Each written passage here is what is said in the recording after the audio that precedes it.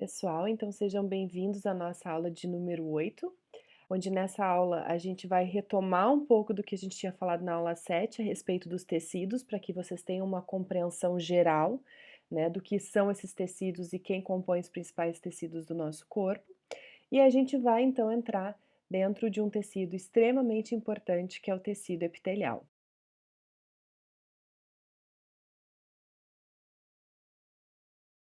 Então, os tecidos, eles são compostos por células e por matriz extracelular. E são esses dois universos que a gente vai perfazer o tempo inteiro enquanto a gente estiver visualizando e estudando os tecidos que compõem o nosso corpo. Essa imagem que aparece para vocês, ele denota vários tipos de células ali representadas em tons de marrom, em tons de roxo, em tons de azul. São uma quantidade bastante grande de células. E ao redor dessas células vocês enxergam filamentos, vocês enxergam aquela cor rosada que mostra para vocês então, tanto essa cor rosada quanto esses filamentos, o que seria representativo da matriz extracelular, ou seja, uma matriz que está fora da célula, contornando essa célula, envolvendo essa célula. A matriz extracelular, ela é extremamente complexa e hoje ela é muito estudada, inclusive tem até congressos só sobre matriz extracelular. E ela é formada por vários tipos de moléculas que podem variar de acordo com o tecido em que se está estudando. Algumas dessas moléculas são extremamente organizadas, formando esses filamentos que vocês estão enxergando ali, por exemplo, filamentos de colágeno, que a gente vai falar bastante. Então, antigamente, acreditava-se que a matriz extracelular ela servia como um suporte mecânico para as células. Vocês estão identificando ali na imagem, então, a célula, né, em verde, aderida àqueles filamentos ali também em tons de verde, aonde esses filamentos, então, representando a matriz extracelular. Estão servindo realmente como um suporte mecânico. Além disso, também, então, se atribuía à matriz extracelular a função de meio transportador, né, de nutrientes, catabólitos e secreção entre a célula e o meio e entre o meio e a célula. Então, a matriz extracelular e as células agiriam de formas independentes. No entanto, com o avanço da ciência, foi se identificando a importância da matriz extracelular e que, na verdade, essa matriz ela é secretada pela própria célula. Então, a composição da matriz extracelular é controlada pela célula.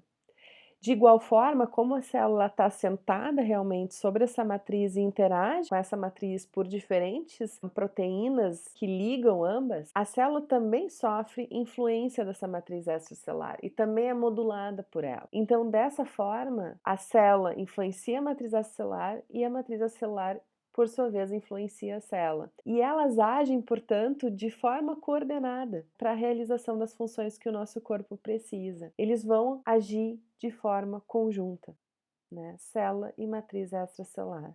E agora, então, a gente passa a estudar essas duas estruturas juntas. Então, para que vocês possam entender um pouquinho melhor essa interação entre a célula e a matriz extracelular, eu coloquei essa imagem para vocês que mostra então a bicamada lipídica formada ali pelos seus fosfolipídios, colesterol, proteínas. Abaixo vocês têm o citoplasma celular e acima a matriz extracelular com os seus diferentes componentes, onde os filamentos mais grossos denotam para vocês o colágeno, que faz parte então da matriz extracelular de alguns tecidos. E vocês conseguem ver como essa matriz extracelular está próxima, inclusive se conectando com a membrana plasmática da célula. Então, agora de uma forma mais dinâmica, eu gostaria de mostrar esse vídeo para vocês, onde vocês estão enxergando essas células, os seus núcleos ali bem representado para vocês, e essas células são células progenitoras que vão se diferenciar em células capazes de formar cartilagem.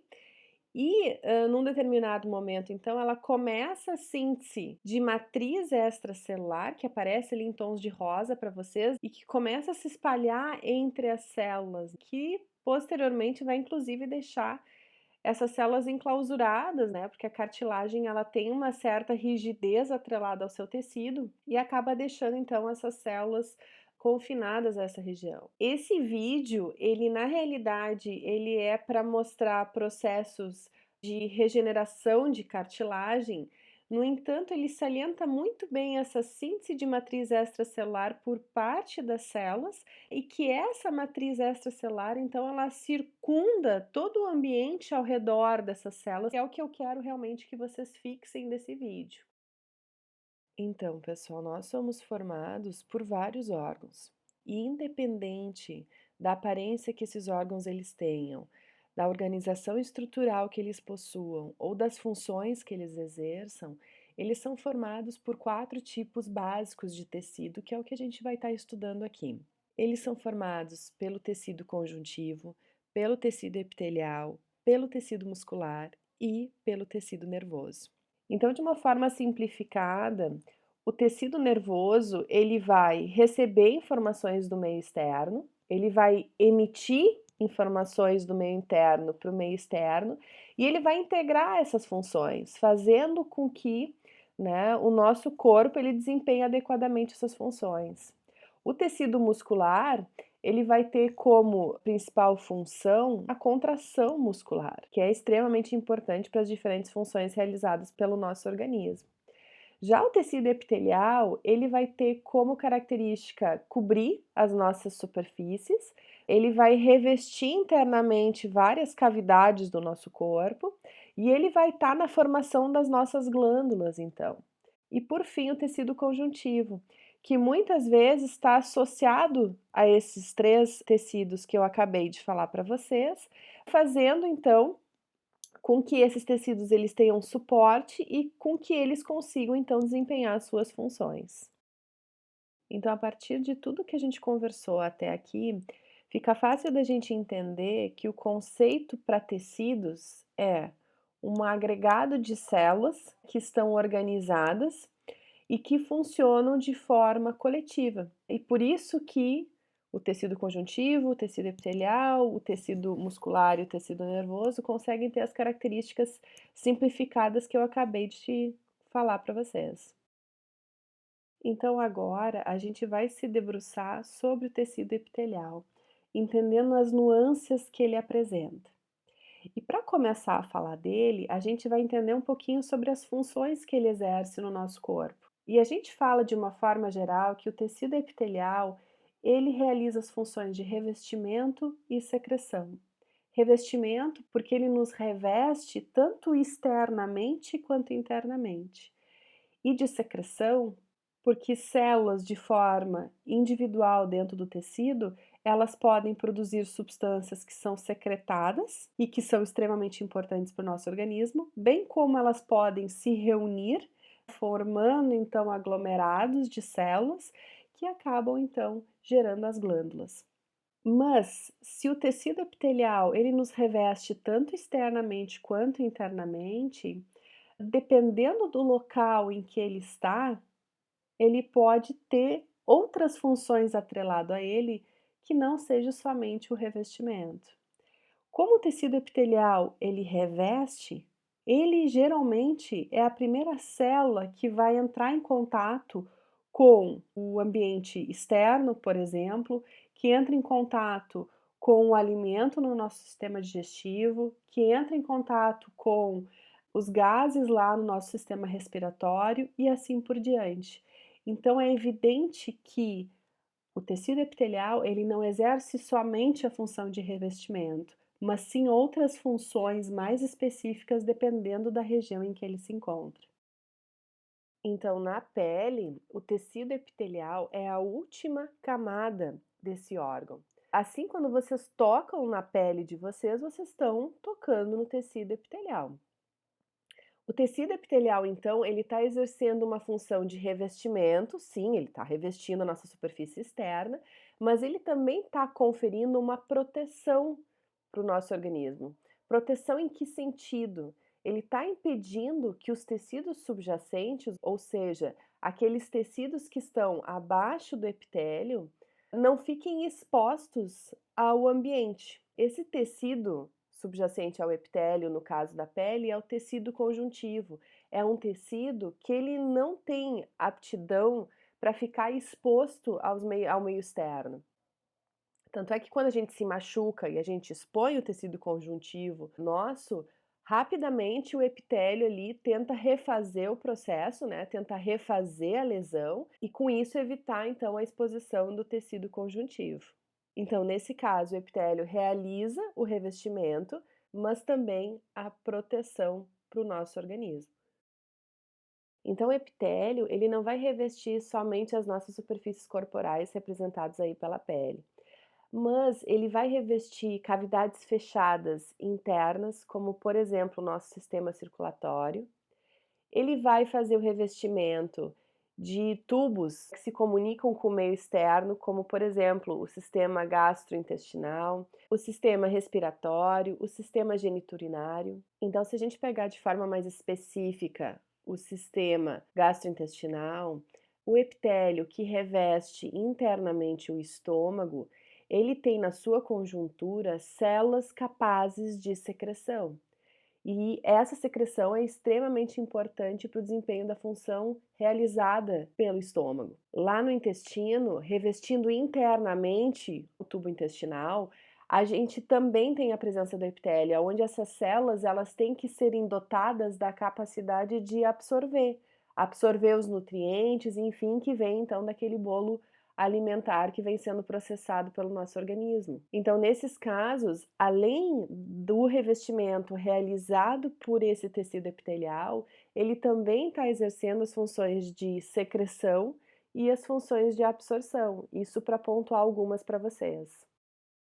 Se a gente então observar o sistema respiratório, ele também revestido internamente, né, os seus tubos por epitélio, aonde esse epitélio tem que ser dotado da capacidade de remover partículas de poeira, por exemplo, que vêm da nossa respiração. E ele faz isso mediante auxílios móveis que tem na superfície do epitélio, justamente para fazer esse processo de remoção. A gente também tem inserido nesse epitélio células que realizam secreção e que secretam um muco que nos ajuda, né, a lubrificar nossas vias aéreas, além de fazer o aprisionamento, então, dessas partículas de poeira, de micro-organismos que entram, e aí sim fazer a remoção pelos cílios móveis. Então, também tem a função, esse epitélio de secreção. Então, a gente consegue visualizar, além da função de revestimento, as funções de transporte e as funções de secreção. Então, também é atrelado ao epitélio a função, dependendo do local em que ele se encontra, de receptor para sensações especiais. E nesse sentido, a gente tem o olfato, a gente tem o paladar, a audição e visão. E nesse caso, a gente tem essas células sendo dotadas da capacidade de receber e traduzir os estímulos que vêm do meio externo para o nosso corpo. Então, como exemplo, a gente tem a nossa língua, né, onde na superfície dela a gente tem os botões gustativos que permitem então a detecção do sabor. E isso é via epitélio. Então, agora que a gente compreendeu algumas das funções realizadas pelo tecido epitelial, vamos dar uma olhadinha um pouquinho mais de perto para as características das células que compõem esse tecido epitelial. E são três as principais características das células que compõem então esse tecido. Então, a primeira característica que a gente vai focar agora, ela é bem evidente nessa imagem que aparece para vocês.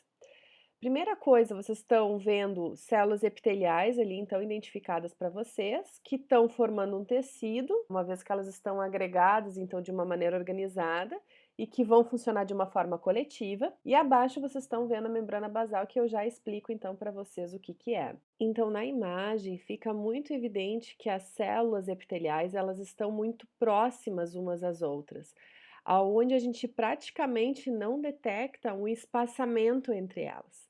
Isso é o que realmente acontece no tecido epitelial. As células elas estão muito juntas. E isso a gente dá o nome de justaposição. Elas estão justapostas.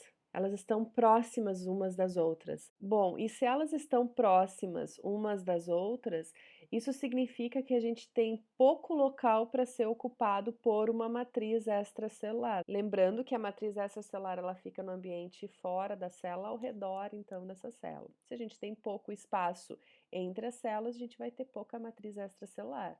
Isso é uma característica do tecido epitelial.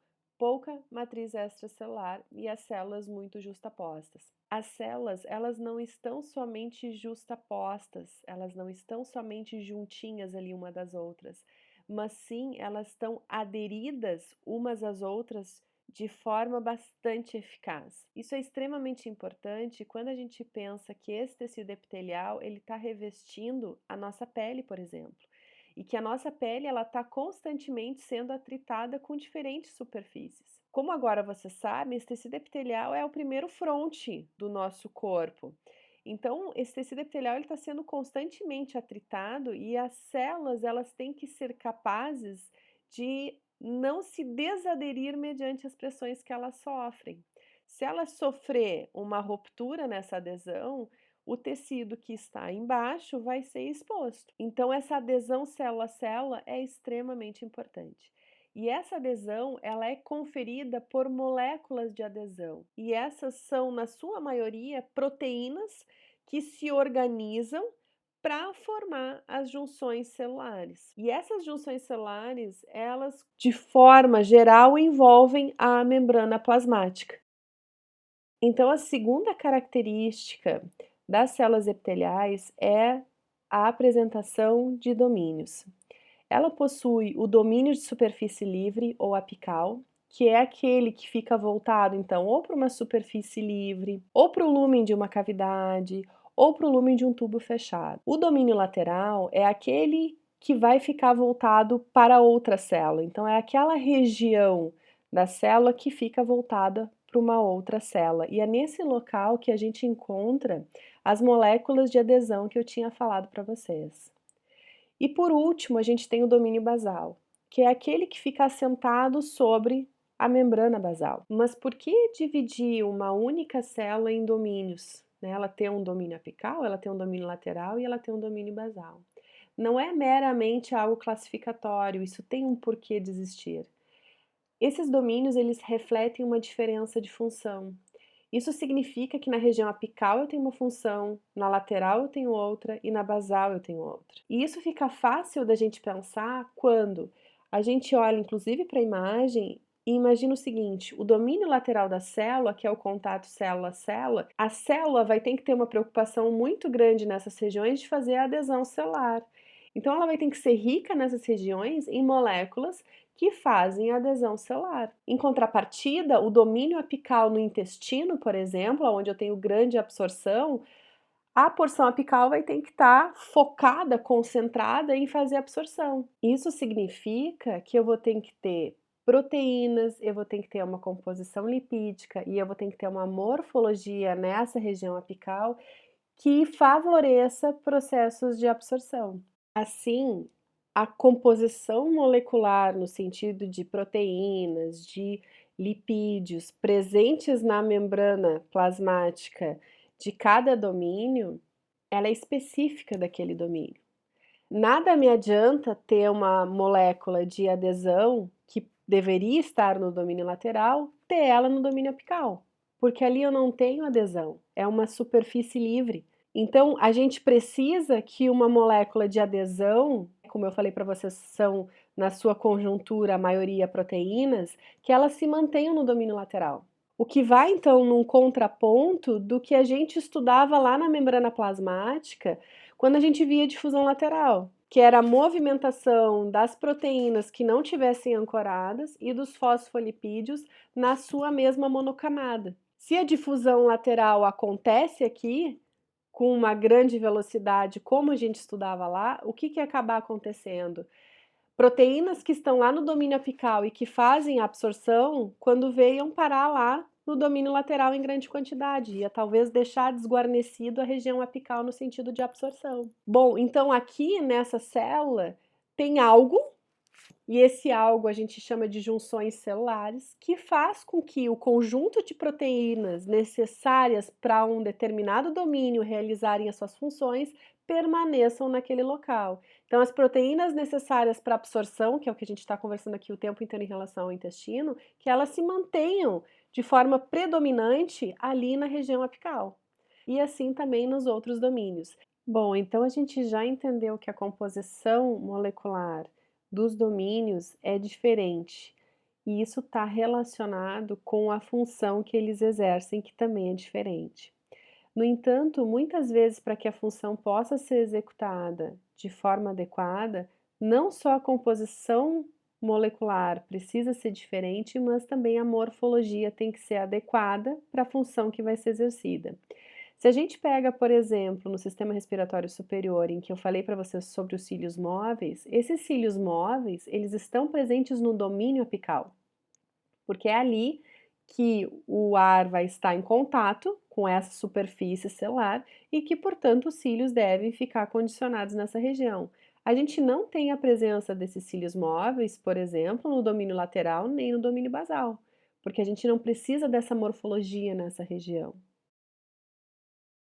Então, essa diferença de composição molecular atrelado a diferenças morfológicas, elas geram o que a gente chama de polaridade na célula. A célula, ela não é como um todo igual, ela não tem uma composição única.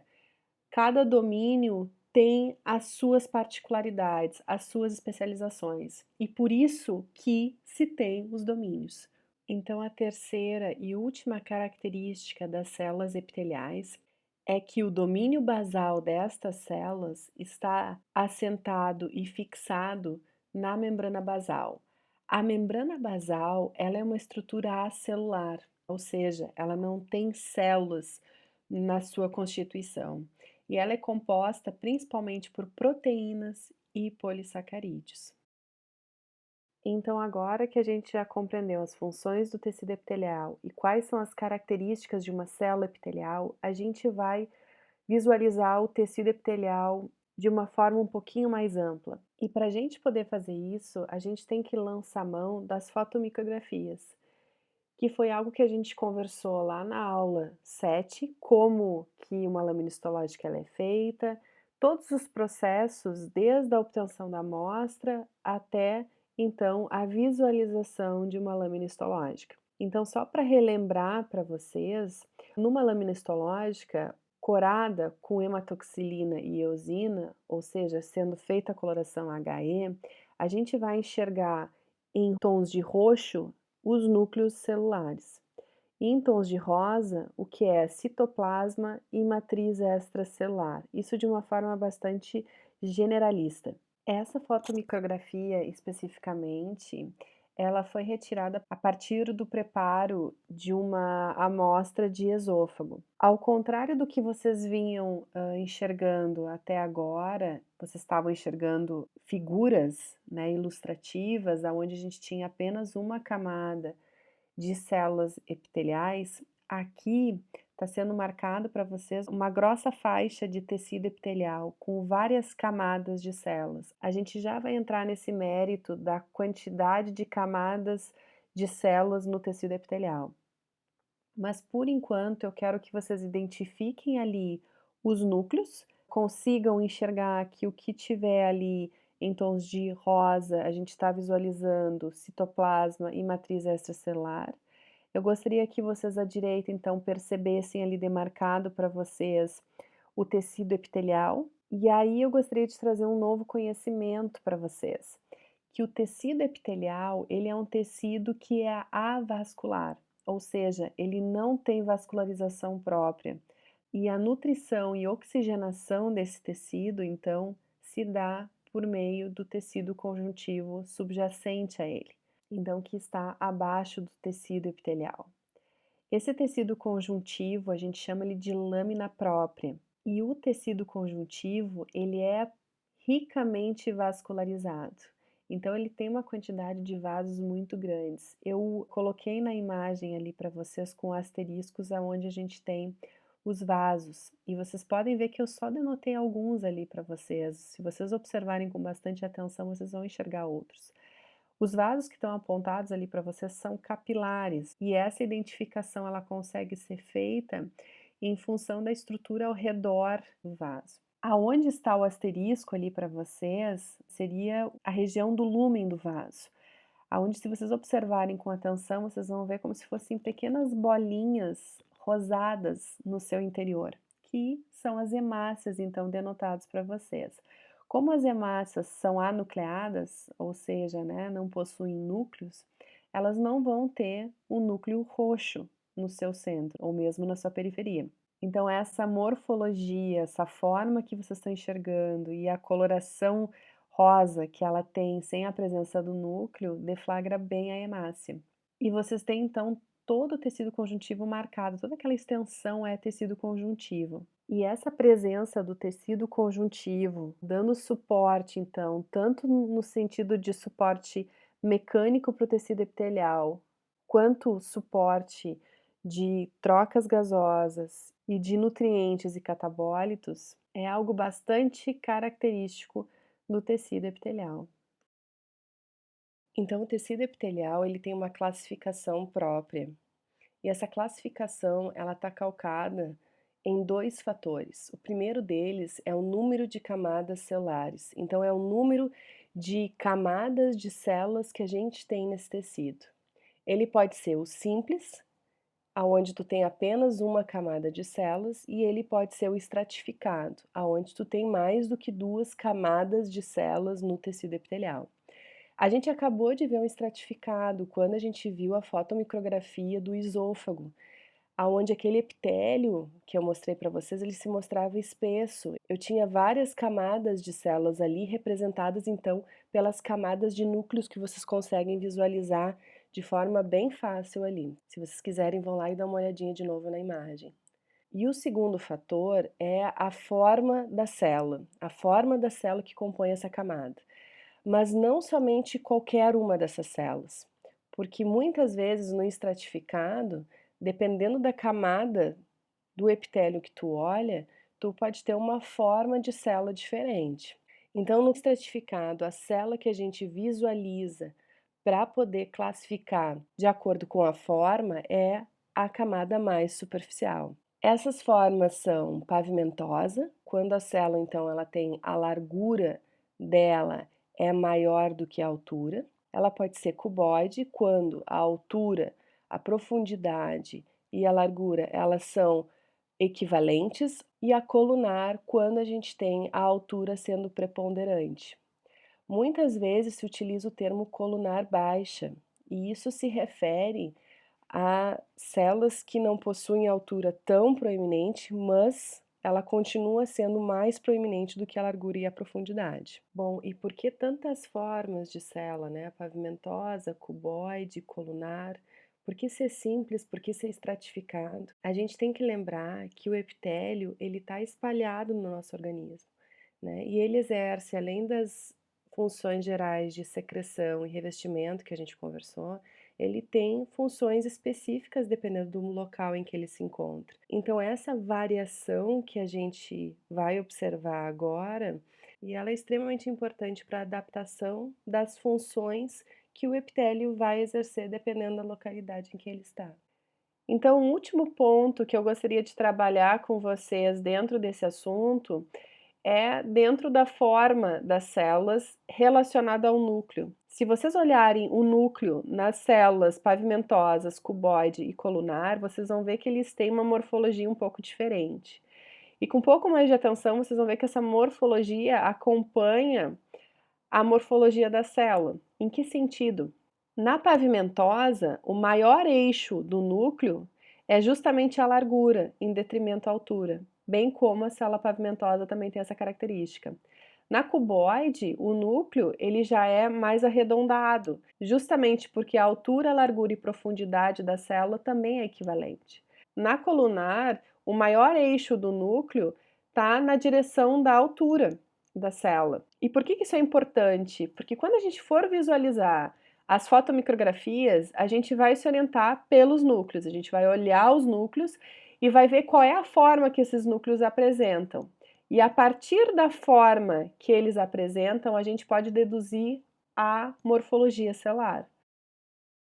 Então, nós iniciaremos pelo epitélio simples. E a classificação ela se dá da seguinte maneira: o epitélio que tiver apenas uma camada de células e que é, portanto, um epitélio simples, e que as células têm a forma pavimentosa, é chamado de epitélio simples pavimentoso. Aquele que tem as células na forma cuboide recebe o nome de epitélio simples, porque é um epitélio simples, né, apenas uma camada, cuboide. E aquele que é colunar vai receber o nome de epitélio simples colunar. Então, a gente vai começar falando a respeito do epitélio simples pavimentoso. E esse epitélio ele é encontrado, então, no sistema circulatório, aonde ele vai revestir, então, internamente os vasos sanguíneos e linfáticos. E nesse local, esse epitélio ele recebe um nome específico, que é o endotélio. Então, toda vez que vocês ouvirem falar em endotélio, nada mais é do que o epitélio simples pavimentoso que está presente, então, nesses vasos. Esse tipo de epitélio, ele também vai revestir os ventrículos e os átrios do coração. E também nessas regiões ele recebe uma designação específica, ele é chamada de endocárdio. Então, novamente, toda vez que vocês ouvirem falar em endocárdio, nada mais é do que o epitélio simples pavimentoso revestindo essas regiões. Eu imagino que vocês devem ter escutado essas palavras lá talvez na anatomia ou na fisiologia para aqueles que têm nesse semestre. Esse tipo de epitélio, ele vai revestir também as cavidades corporais. O que que acontece? A gente tem cavidades fechadas no nosso corpo, como por exemplo, a cavidade abdominal, a pericárdica e a pleural. E essas três cavidades, elas são revestidas tanto nas suas paredes por epitélio, epitélio simples pavimentoso, quanto o conteúdo da sua cavidade também é revestido por esse epitélio. E esse epitélio também recebe um nome específico, assim como o endotélio e o endocárdio. Ele se chama de mesotélio.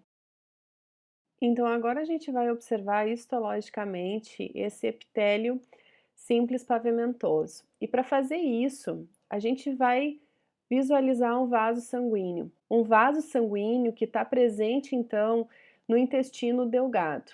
Então, tá aparecendo na tela de vocês essa imagem, né, do intestino delgado ali, a luz do intestino tá bem na região central. Na imagem sobreposta acima, à direita menor, vocês conseguem visualizar aonde está sendo dado o aumento, né, em que local desse tecido que está sendo dado esse aumento. E a gente vai, então, liberar o vídeo aqui para vocês poderem ir visualizando. Então, vai cada vez sendo dado um maior aumento, ó, vai diminuindo na tela da direita de vocês lá em cima, ó, o local, sendo bem apresentado. A gente vai focar, então, não na luz do intestino, mas sim ao redor ali, onde a gente está começando a centralizar um vaso sanguíneo, onde a gente vai, então, ter a intenção de observar o endotélio. Está sendo colocado mais no centro ali para vocês o vaso, aí vocês estão vendo ele como um todo.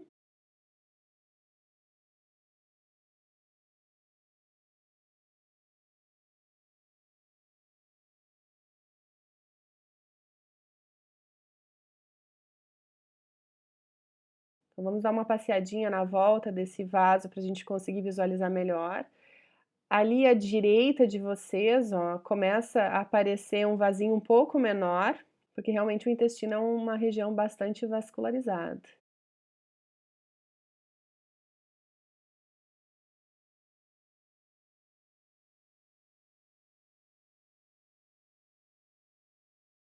Ó, vamos dar um aumento maior e aí vai começar a aparecer setas para vocês justamente do que a gente quer conversar. A primeira seta que apareceu ali para vocês, ela está mostrando o conteúdo desse vaso, em que vocês estão vendo então parecem pequenas esferas ali, que a gente já tinha conversado numa lâmina histológica anterior, que no interior dos vasos a gente tem as hemácias. E as hemácias elas não têm núcleo, então a gente não vai ver um ponto roxo corado com hematoxilina denotando o núcleo. Então eles são simplesmente essa esfera rosa que vocês estão enxergando ali, corada então com eosina, e que muitas vezes no preparo histológico essas hemácias acabam permanecendo ali. Então, nessa segunda seta, aparece para vocês uma célula diferente do que a hemácia. Ali vocês têm sim a presença de um núcleo, né, onde esse núcleo, então, ele está corado com hematoxilina, aparecendo ali no tom roxo, e ele é, então, um leucócito aparecendo ali para vocês. A terceira e quarta flecha, mais acima, que está aparecendo para vocês agora, é que realmente a gente está vendo o endotélio vascular. Na realidade, a gente está enxergando um núcleo que está aparecendo bastante achatado, característico de uma célula pavimentosa, como eu tinha falado para vocês, né? Ela tem uma largura maior do que a altura. E muitas vezes, quando a gente observa o endotélio, a gente tem inclusive dificuldade de visualizar o citoplasma, dependendo do corte histológico que foi feito. Então, se a gente corta ela no eixo da sua altura, realmente a quantidade de citoplasma que fica ali é muito pouco. Então, muitas vezes, quando a gente observa o endotélio, a gente visualiza mais o núcleo do que propriamente o citoplasma. E aí está sendo demarcado, então, outros núcleos para vocês, né, outras células endoteliais perfazendo, então, o vaso. Então, agora a gente vai passar para o epitélio simples cuboide. Se ele tem essa nomenclatura, isso significa que ele é um epitélio formado por uma única camada de células, aonde as células que compõem esse epitélio, elas têm as dimensões de profundidade, largura e altura muito similares. A gente espera, então, nesse tipo de epitélio, encontrar um núcleo mais arredondado, em função dessa forma que eu acabei de falar para vocês. Então, a gente vai encontrar esse tipo de epitélio nos pequenos ductos das glândulas exócrinas, na superfície do ovário, nos túbulos uriníferos, que é o que eu vou mostrar agora para vocês numa lâmina histológica. Geralmente, nesses locais, esse epitélio ele vai estar perfazendo algumas funções, como, por exemplo, absorção, secreção, vai estar servindo como muitas vezes barreira, conducto, né, conduzindo então, por exemplo, o produto de uma glândula exócrina pelo ducto. Então essas são as principais funções atreladas a especificamente esse tipo de epitélio. Então a gente vai olhar agora histologicamente como que esse tecido ele se apresenta. E para isso, a gente vai ver lá no rim as estruturas dos túbulos uriníferos. Vai aparecer aqui para vocês então, no vídeo, em similaridade ao que a gente tinha visto antes, lá na porção superior direita, né, o tecido em que vai então mostrando em vermelho para vocês o local que a gente está indo, né, cada vez a gente vai aproximando mais, a gente está aproximando mais na região ali medular do rim, e aí vai focar para vocês então um tubo. Se vocês olharem esse tubo que está mais centralizado ali para vocês estão vendo ele mais ovalado, né, muito mais do que redondo. Por quê? Porque nessa região, uma parte dos cortes, ela foi realizada de forma longitudinal do vaso. Então vocês conseguem enxergar parte do conteúdo dele ali no seu interior, né, na região de lúmen ali, uma região esbranquiçada, e vocês vão então conseguir deflagrar agora a parte celular dele, por meio das setas que vai ser apontado para vocês. A gente vai centralizar um pouquinho mais a região celular mais representativa, né, da cuboide, aproximar um pouquinho mais para vocês poderem visualizar melhor. Então é identificado ali então uma seta para vocês mostrando exatamente uma célula com as características que a gente comentou, cuboide, aonde vocês podem visualizar bem o núcleo dela, como é arredondado.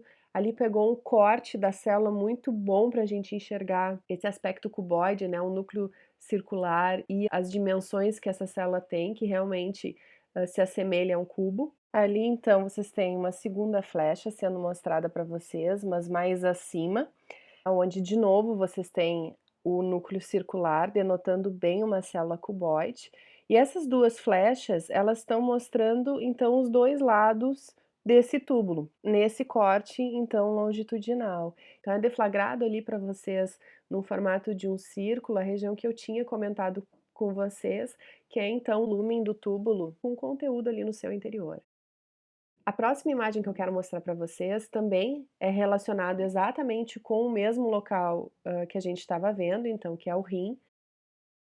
No entanto, a gente vai aproximar numa outra localidade, para ver o tubo não mais na sua conformação longitudinal, como se a gente tivesse cortado ele de forma longitudinal, mas sim a gente pensando num corte perpendicular à luz do vaso. Então, novamente, a gente vai aproximar, mas a gente vai aproximar então de uma região um pouquinho diferente. A gente continua ali em região mais medular, né, do rim, Mas olha como aparece de maneira diferente o corte para nós. Por quê? Porque os túbulos eles foram cortados então perpendicular à luz.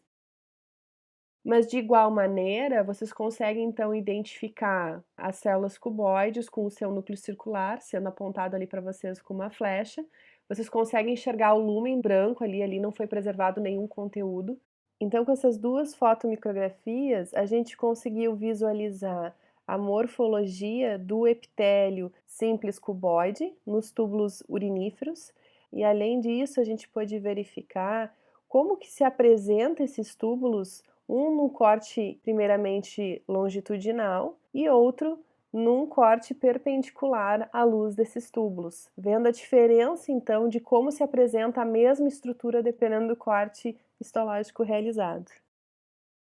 Então, o último tecido epitelial simples que a gente vai ver é aquele que possui as células com a forma colunar, onde a altura, então, é mais preponderante do que a largura e a profundidade. Os locais que a gente vai encontrar esse epitélio são o intestino delgado, o cólon, revestindo o estômago, e vesícula biliar são os principais exemplos, aonde a gente vai ter principalmente as funções de absorção e secreção sendo realizadas por esse epitélio, além evidentemente do revestimento. Então vamos ver como que esse tecido ele se mostra no histológico. E para isso, a gente vai utilizar o intestino delgado. Na realidade, essa lâmina vocês já viram quando a gente estava vendo o vaso, em que a gente olhou mais a região periférica em relação ao lúmen do tubo intestinal para encontrar os vasos. Estávamos vendo então o epitélio simples pavimentoso. Agora a gente vai se concentrar na região do lúmen do vaso mesmo. E vamos aproximando então para aquela região. Vocês vão começar a observar que existem projeções do tecido para o interior do lúmen, parecem pequenos dedos ali presentes na lâmina histológica. E essas projeções, elas recebem o nome de vilosidades. E a gente vai então bem para essa região aonde a gente tem o contato das células com o lúmen do tubo intestinal. E ali vai aparecer uma setinha para vocês apontando para célula com essa conformação colunar. E para que vocês consigam visualizar toda a extensão da célula e consigam realmente enxergar ela como ela sendo colunar, eu fiz um tracinho ali em cinza para vocês, compondo toda a extensão dela. Então, desde ali do topo da região do domínio apical, que é exatamente onde está posicionada a seta, a ponta da seta para vocês, até o domínio basal dela lá embaixo, aonde vocês têm então a presença ali do núcleo bem proeminente para vocês. Então, a gente tem um núcleo dessa célula deslocada ali realmente para o domínio basal. E esse núcleo, se vocês observarem com atenção, vocês vão enxergar que ele tem um achatamento no sentido do maior eixo da célula, que é a sua altura, exatamente como a gente tinha conversado anteriormente. Então, essa segunda flecha agora que está aparecendo para vocês, próximo àquela primeira que a gente estava olhando, ela está demarcando uma célula que é a célula caliciforme, que é uma célula do epitélio simples colunar, que faz o revestimento, mas que também tem a função de produção e secreção de muco para o lúmen intestinal. Ela recebe esse nome de caliciforme porque justamente ela tem esse formato de cálice, aonde a região do domínio apical dela é um pouco mais abaloado em função do seu armazenamento do muco. Esse muco armazenado no citoplasma celular está sendo apontado para vocês nessa terceira flecha que está aparecendo. E aí sim, esse conteúdo então ele é extravasado para a região do lúmen intestinal. Então agora a gente vai passar para o epitélio estratificado, onde a gente já tinha comentado que o termo estratificado refere-se àquele epitélio que tem mais de 2 camadas de células na sua constituição, e ele também vai poder ser classificado então em epitélio estratificado pavimentoso, aonde a camada mais superficial ela é formada por células pavimentosas, aquelas que têm a largura mais proeminente do que a altura. O epitélio estratificado cuboide, onde a camada mais superficial então possui células cuboides, e o epitélio estratificado colunar, onde as células da superfície são colunares. Então, o epitélio estratificado pavimentoso, a gente vai encontrar ele na epiderme, ou seja, a porção mais superficial da pele, na cavidade oral e no esôfago e na vagina. E nessas regiões, ele vai realizar principalmente as funções de barreira e proteção. Já o epitélio cuboide, a gente encontra ele nos ductos das glândulas sudoríparas, nos grandes ductos das glândulas exócrinas e nas junções ano-retal. Então ele é mais escasso no sentido de locais em que a gente encontra ele no nosso organismo. E nesses locais, então, ele faz a função de barreira e conducto, levando então o produto das glândulas para o seu destino. Já o epitélio estratificado colunar, ele vai estar presente, então, também nas junções anorretais, nos ductos maiores das glândulas exócrinas e vai estar realizando nesses locais a função de barreira e conducto, né? Então, agora eu quero dar uma atenção especial para o epitélio estratificado pavimentoso. E para fazer isso, a gente vai visualizar a região do esôfago, aonde a gente tem um epitélio, então, estratificado pavimentoso. Então, a lâmina histológica vai aparecer exatamente como aparecia anteriormente, né? Ali no lado direito acima do vídeo de vocês vai aparecer o tecido como um todo e a região onde a gente está focando. E a gente justamente vai focar nessa região epitelial. E a gente vai ficar bem pertinho dessa região epitelial. Para que vocês identifiquem exatamente aonde fica esse epitélio, eu coloquei uma listra em cinza ali para vocês, demarcando todo o epitélio. E a gente consegue então enxergar que ele é bastante extenso.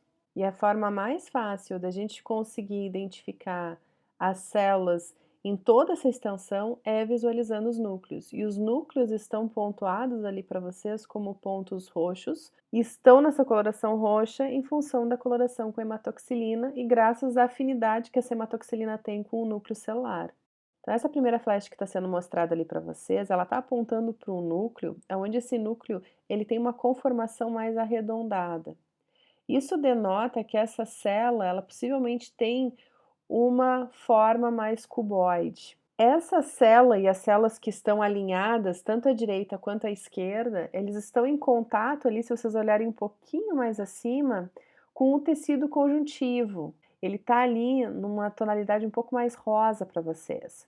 Se vocês olharem, então, agora a segunda flecha, vocês vão identificar também um núcleo um pouco arredondado, aonde ele não está com uma tonalidade tão escura. Na terceira flechinha que vocês vão olhar agora, a gente está indo então mais para a região da superfície desse epitélio e a gente começa a identificar um achatamento desse núcleo, né? Ele começa a ser achatado no sentido da superfície do epitélio. E aí sim, na quarta flecha, a gente já tem um núcleo mais escurecido e mais achatado. Então, o que que a gente observa com isso? Da primeira flecha ali denotado nesse primeiro núcleo que eu mostrei para vocês, até a quarta flecha que denota o quarto núcleo, a gente teve um gradativo achatamento do núcleo celular. Isso significa que, como eu tinha falado para vocês, o núcleo ele acompanha a conformação da célula. Então, isso significa que a gente passou lá na primeira flechinha, na primeira célula, de uma célula numa forma cuboide, para uma célula, então, lá na última flecha, pavimentosa. Houve esse achatamento gradativo conforme essa célula foi subindo no epitélio. É importante vocês observarem que quando eu falo subindo, é porque realmente a célula, ela surge naquela primeira flecha que eu mostrei para vocês, né? Então, bem naquela região próxima ao tecido conjuntivo, as células vão se proliferar e elas vão subindo nessa camada do epitélio até chegar na região mais superficial. Esse epitélio estratificado, ele é um epitélio que ele está constante, como ele é do esôfago, né? Ele está sendo constantemente atritado.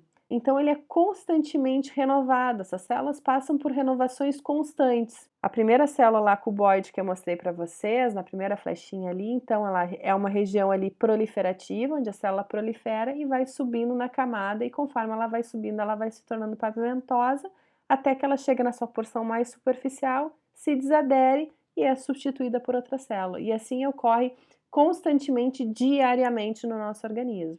Bom, então por que que se eu estou falando lá de uma célula cuboide, lá na primeira flechinha que a gente mostrou, próximo ao tecido conjuntivo, e a gente tem uma célula pavimentosa lá na superfície desse epitélio, por que que ela está sendo classificada e por que que a gente está vendo ela no epitélio estratificado pavimentoso? E aí eu saliento de novo para vocês que essa classificação da forma da célula em pavimentoso, cuboide ou colunar é em relação à camada mais superficial. Então, a gente olhando aqui, né, e eu gostaria que vocês acompanhassem os olhos de vocês lá da primeira flecha até a quarta flecha, a gente vê que vai se tornando cuboide, vai achatando, vai achatando, vai achatando o núcleo até chegar então a uma célula pavimentosa mais na superfície. Por isso essa classificação dessa maneira. A gente tem duas categorias de epitélio que eles recebem uma classificação especial, que é o pseudoestratificado e o epitélio de transição. Então, o epitélio pseudoestratificado, o próprio nome dele já diz muito do que é esse epitélio. Pseudo designa algo que parece, mas não é. Então, pseudoestratificado significa um epitélio que parece ser estratificado, no entanto, ele não é.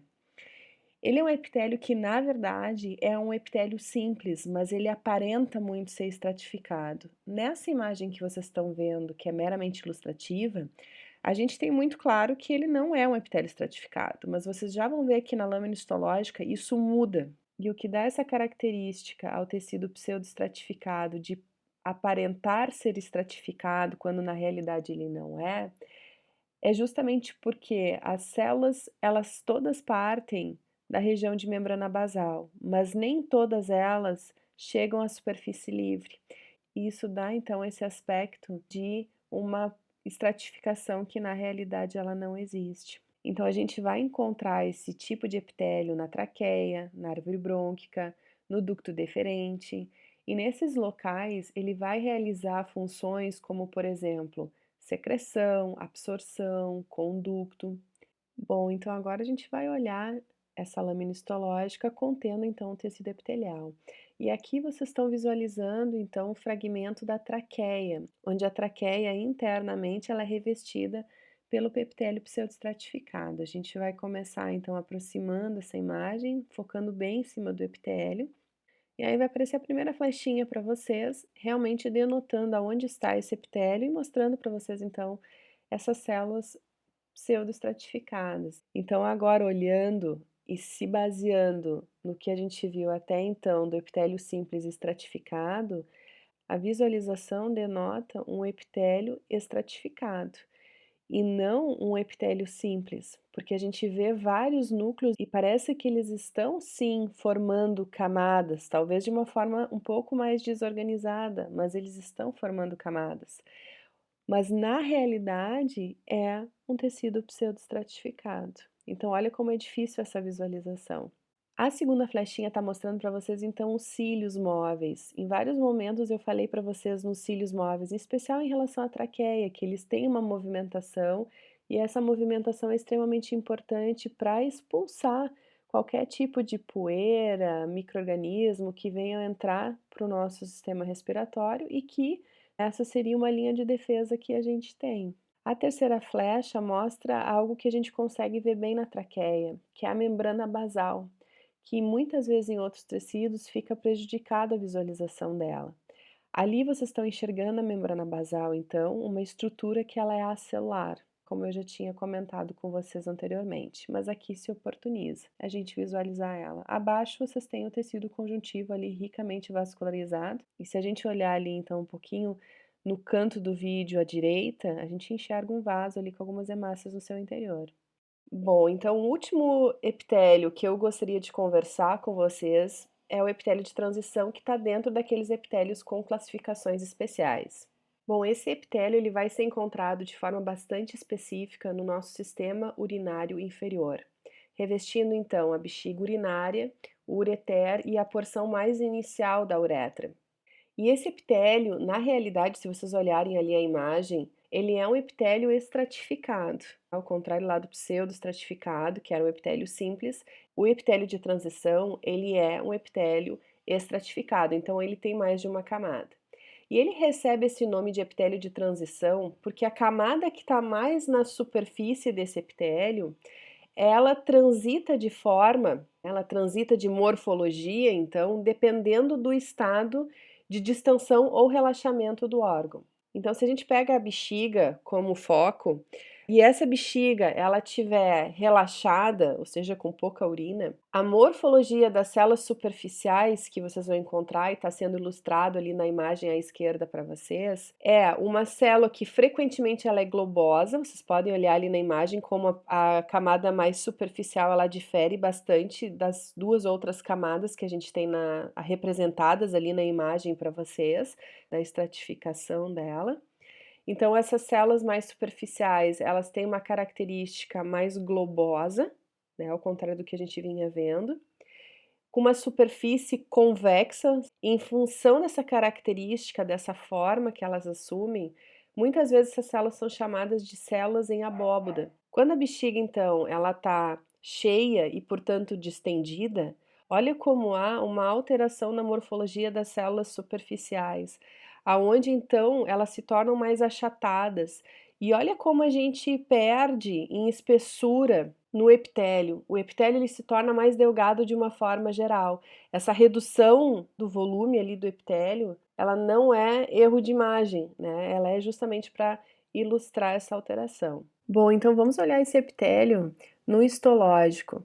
E para isso a gente vai utilizar o ureter. Então, o que vocês vão ver agora é um ureter primeiramente vazio e depois a gente vai enxergar ele cheio. E a gente vai então aproximar na região do lúmen do ureter, porque é ali que a gente vai encontrar esse epitélio, revestindo então essa parte do interior do ureter. A gente vai focando até a gente enxergar ali onde está bem definido uma região para vocês com o epitélio. Então, eu marquei ali com uma linha exatamente aonde fica esse epitélio de transição. E vocês podem realmente ver que ele tem uma estratificação. E olha como se salienta ali a camada mais superficial, aquela camada que está em contato direto com o lúmen do ureter. Eu marquei ali para vocês com a primeira flechinha que vocês vão identificar exatamente essas células. As células que a gente estava conversando antes com a característica globular, onde elas têm então a superfície delas sendo convexas. E olha como realmente tem essa característica, tem essa morfologia, essa célula. Parece uma segunda flechinha ali para vocês, também demarcando então todas essas células com essa característica para que vocês possam observar bem. Então vamos ver como que fica esse epitélio uma vez que a gente tem um ureter cheio. A gente vai focando então de novo naquela camada epitelial em contato com o lúmen e vai aparecer ali a primeira flecha para vocês. Olha como a morfologia celular ela mudou, especialmente na região da superfície, essa camada de células da superfície. Olha como ela está mais achatada. Então, vocês estão vendo essa transição da morfologia do epitélio. Então, ali é uma segunda célula denotada também para que vocês consigam observar bem claramente esse achatamento da célula em função do ureter estar cheio. E aí, uma segunda coisa que vale vocês também lembrarem em relação ao epitélio de transição olha como esse epitélio ele ficou mais delgado. Eu marquei ali com uma linha para vocês exatamente a região do epitélio e olha como ele está mais delgado. Bom, pessoal, então com isso a gente conclui os nossos principais pontos relacionados então com o tecido epitelial.